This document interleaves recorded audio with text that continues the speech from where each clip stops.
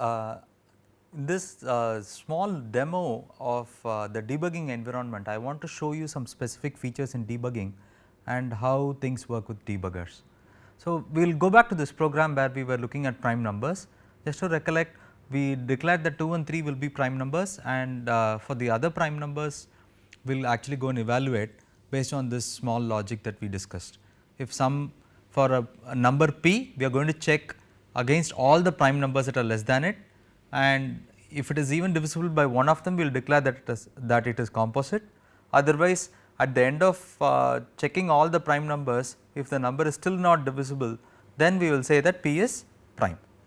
So, let us switch to the programming environment.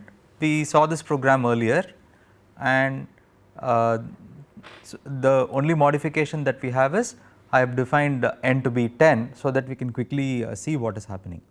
So, one aspect of this debugging is essentially that if there is a small error in the program, how do we find it out? So, I can always go and run the program multiple times, or I can put printf statements in multiple locations and track, but that is not the best thing to do. So, if the programs get very large, then the printfs can be very annoying. So, instead many IDEs including Dev C++ give a very nice mechanism for debugging, and that is what we are going to do. So, there are two things that we are going to do when we have a debugger. The first thing we are going to do is set up what are called breakpoints. So, generally what happens is your program starts executing at line number 6, let us say, and it executes till line number 27, and you do not get to see any of it, you only see the program running and you get to see the final result. But what if I want to see what is the effect of each of these lines? So, I will do single stepping, and I can take one line at a time and show the effect of each of these lines, and I will also set up something called a breakpoint, so that I can see how things should run up to the breakpoint. So, let me illustrate those. So, what I am going to do is I am going to set up a breakpoint at line number 8 by pressing on key F4. The moment I press that, you can see that the background of that line changes to red, and there is also a small tick mark on line number 8. I am also going to set up a breakpoint on line number 12. So, I have set it up for breakpoints at 8 and 12. So, what is going to happen is when the program is run, it will not run all the way. First it will break just before line number 8, and after that if I continue running the program, it will break at line number 12 and so on. So, remember line number 12 is inside the loop. So, it will break every time, it will give us a chance to inspect values at line number 12. So, to actually look at the values, we need a few other things.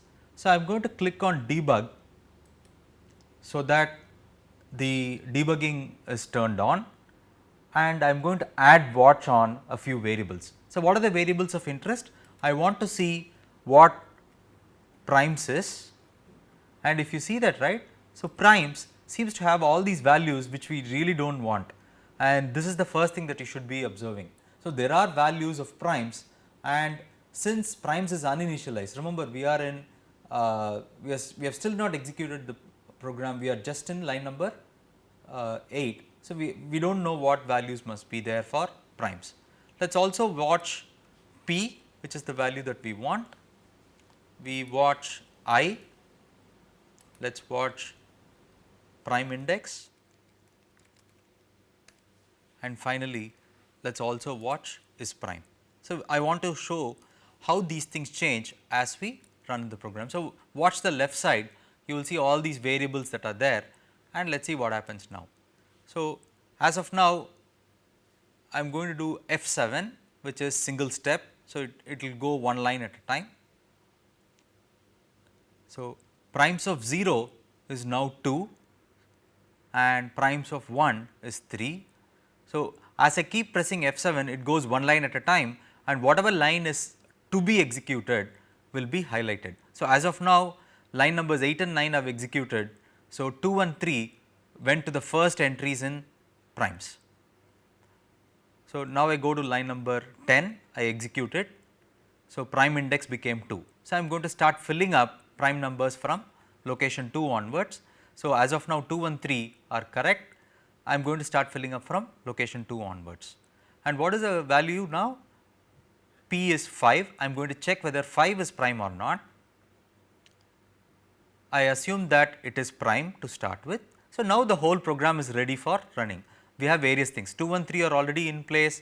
I know p equal to 5. I have to start checking from 1 onwards and see if it is divisible or not, and if so, right, we are going to see if this is prime changes. So, let us start moving. I is 1. So, the first so I am at line number 15, p at this point is 5, primes of I, so primes of 1 is 3. So, this line is checking if 5 percentage 3 is 0 or not. It is not 0, right. So, this line will not execute, and let us look at prime index became 2, right, and I is also 2. So, you go and check if this is prime or not. The flag has not changed. So, 5 is a prime number, you record that. So, if once I finish line number 19, you will see that this location, this 53 will change to 5, you can see that now, and prime index is 3. So, now we are ready to see whether the next odd number, which is 7, is prime or not. So, let us continue now. So, we are ready to check whether 7 is prime or not. We go back and assert 7 is prime, and I am going to check from 1 to I less than prime index. So, prime index is 3. So, I am going to check 7 against 3 and 5. So, first you check 7 against 3, it is not 0, then you check 7 against 5, it is also not 0. So, S prime does not change. So, S prime remains at 1. So, primes of prime index is, you can record 7. So, you will see a change here, it changes to 7, and prime index will change to 4. So, we are trying to find out the next prime number. Then now we are checking 9, we assume that 9 is prime to start with. Then I am going to check against all the numbers from 2 to 7, so sorry 3 to 7, I am going to check against 9. If p percentage primes I equal to 0, so 3, 9 percentage 3 is actually 0. So, this is the first time this line is executed. So, is prime becomes 0. As I said earlier, we are checking still against 5 and 7. So, we check against 5, then we check against 7, and the key thing is prime is 0 at this point. So, since S prime is 0, this block of code from 18 to 20 will not execute, and we are going to now go and check the next number. So, p is 11. So, 11 is actually greater than 10. So, at this point you exit out of this loop from 12 to 22. We are now ready to print all the prime numbers. So, at this point you can see that prime index is 4, which means the first 4 entries starting from 0th location till 3rd location have valid prime numbers. So, that is what we are going to do. We can check and print the prime numbers. So, it print 2, print 3, print 5, print 7, and we are done. Right. So, at this point we are done. So, if you go and look at this, we already see 2, 3, 5 and 7 printed, and once this is all over, you can stop the execution. So, this program is actually correct. So, I can stop the execution and so on. So, what you are really seeing is this breakpoint gives you an opportunity to start from a particular, so let us say these breakpoints 8 and 12. If I start at 8, it actually gives me an opportunity to run till 12, right, without executing the lines in between. Even though I was doing single stepping, I actually showed every single statement and how it was executing. You do not really have to do that. So, let me quickly demonstrate that. So, I am going to run one more debug now. Again I am watching all these things, you can see that all these prime numbers and so on are invalid. So, I start running the program. So, primes of 0 is 2, then I can press continue, it will take me to the next breakpoint. So, at this point it went from line number 8 to 12 directly without showing each of these steps. So, now since the next breakpoint is 12 and it is inside the loop from line number 11 to 22, if I click on continue, it will do everything that is required for the loop, and go to the next time when the p itself is changing. So, p changes to 7, you can see the left side p changes to 7, p changes to 9 and so on. So, all the things that were happening here, all the work got done, it is not that the work did not get done, the work got done, but you are waiting at line number 12 and seeing what is happening. So, at this point prime is you are still checking for 9 and the whole thing got done now.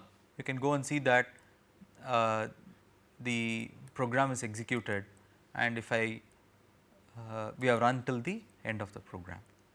So, at this point you can stop the execution and all the values from 2, 3 up to 7 are already in the primes array. So, you can use the debugger for debugging various programs. This is a very effective tool.